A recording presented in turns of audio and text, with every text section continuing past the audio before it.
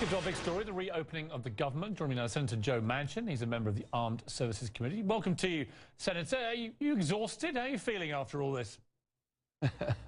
I drove to West Virginia today, Piers, so I'm feeling very good right now. Now, when you got back to West Virginia, what are you saying to all your constituents there, to the people of West Virginia, many of whom must be just completely exasperated with what's been happening in Washington? How do you try and explain it? What kind of pledges can you give going forward?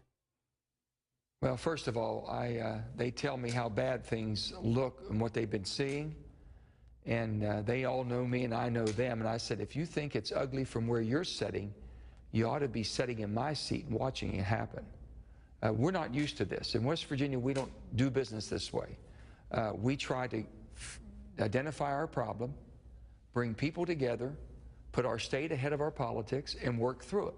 That's what we always did. When I was governor, we did it. When I've been in legislature. So it's always about my state as first. Well, this is about our country.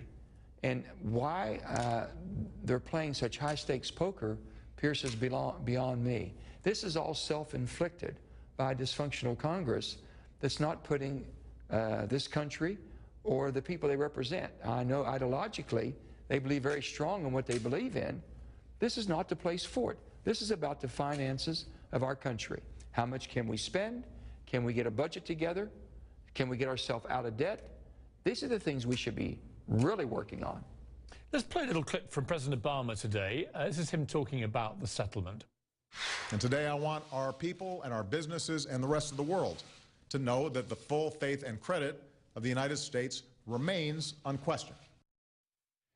Are the Democrats completely blameless in all this? Was there another way of handling it that could have avoided perhaps the shutdown? I mean, what is your view if you were being dispassionate about it?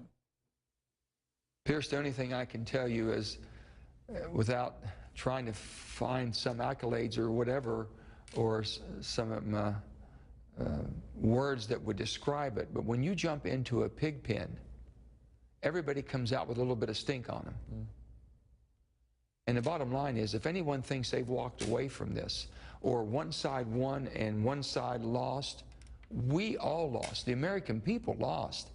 I think that was a figure was given today of $24 billion, the economy that we lost in our economy. And it's lethargic to begin with. That's not coming back. So how anybody can take any gratification or pleasure or thinking, well, we did better than they did. We've all performed so poorly, we ought to be ashamed of ourselves. And that's what I have said. We should have never gotten to this. There's no need to have a shutdown of government. And my colleagues and friends on the Republican side, I think, played it wrong. Basically, the Democrats agreed to the number that was asked of $986 billion. That should have been a major reason and a major win in order to keep the government open. The debt ceiling, we should never get up to the eve of the debt ceiling and hold people in suspense. And now thinking that the full faith and credit, we're never going to go in default, nor should we, especially voluntarily. And that's what I have railed against. I said, my goodness, to think we might go down this again. And that's why there was a group of 14 of us, Piers, basically 7 Democrats and 7 Republicans, that began over a week ago saying, this is ridiculous, we've got to come together. And we stayed together. And that template that you have right now is the one that we worked on. It's the one that was voted on.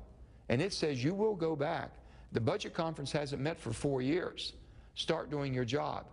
See if you can unravel this. See if we can get back to some but here's the problem. Order of business, as you will. Here's the problem, Senator, is that you sound eminently reasonable and your actions endorse the fact that you've tried to get through this and ultimately have been successful, as have some of the Republicans you've been dealing with.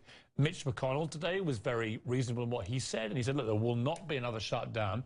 This is all fine, but you guys aren't the problem. The problem is Senator Ted Cruz, who has his gander up. He's got a popular vote now. He's massively more famous than he was 2 weeks ago. He's getting loads of money pouring in. He's the darling of the Tea Party.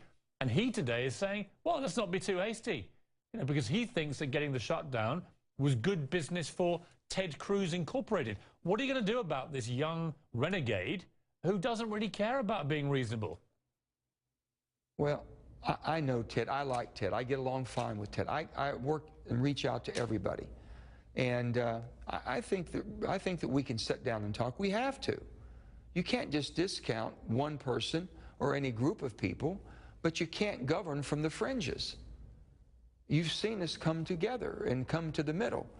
You run your family, you run your own individual life, you run your businesses from the middle, not from the fringes of the right or the left.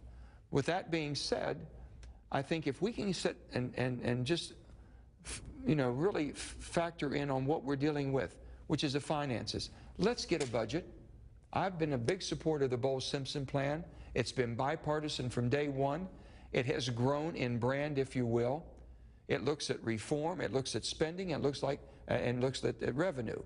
And you've got to have confidence, the American people have to have confidence that we have a fair tax system, that we have a reform in the waste and fraud and abuse in our entitlement programs, if you will, and then basically our spending.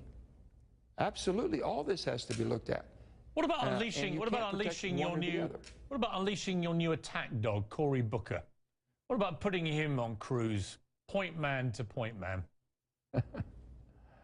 Cory is going to be a welcome addition. We're eagerly awaiting Cory's arrival the week when we come back, and I think he'll be really a great addition. He's been an executive. He's run a town. He knows he has to work with both sides. He has a bottom line that he has to meet. He can't continue to put hardship on his people. There's a balance. All of us who've come to the executive roles understand that. And we have an awful lot of good legislators with a lot of experience. Now we've got to use this for the betterment of our country. Piers, we just cannot continue what you've just seen. This was the ugliest show on earth today that you saw unravel the last week or two. That should never repeat itself in the American political spectrum. Senator Joe Manchin, it's a breath of fresh air talking to you. You are a rare voice of reason in a sea of complete insanity. So thank you very much indeed for joining me. Thank you, Piers. I grew up in a good state that's been balanced. West Virginia is a beautiful place. Come and visit. I will happily do that. Thank you very much indeed.